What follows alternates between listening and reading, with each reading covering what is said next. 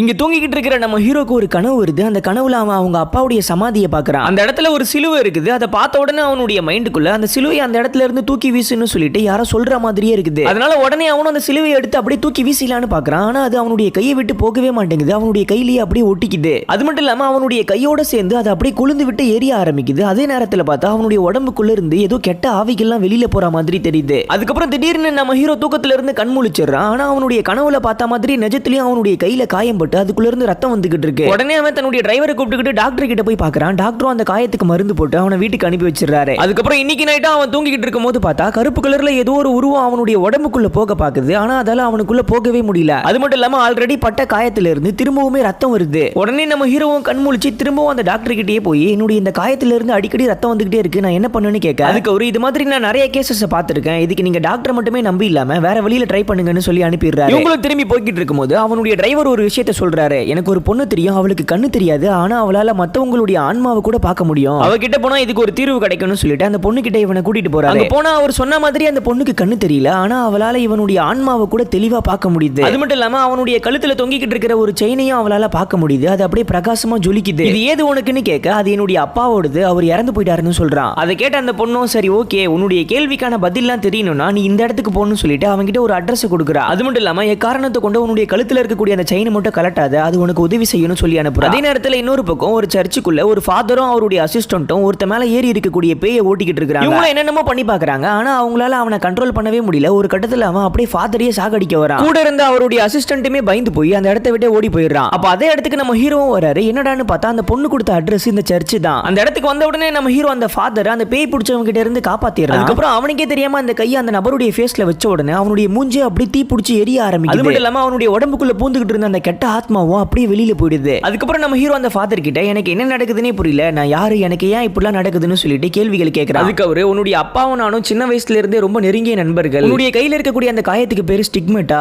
கடவுள் நம்பிக்கை அதிகமா இருக்கிறவங்களுக்கு கடவுளால கொடுக்கப்பட்ட ஒரு வரம்னே சொல்லலாம், இதை வச்சு உன்னால தீய சக்திகள் எல்லாத்தையுமே அழிக்க முடியும்னு சொல்றாரு.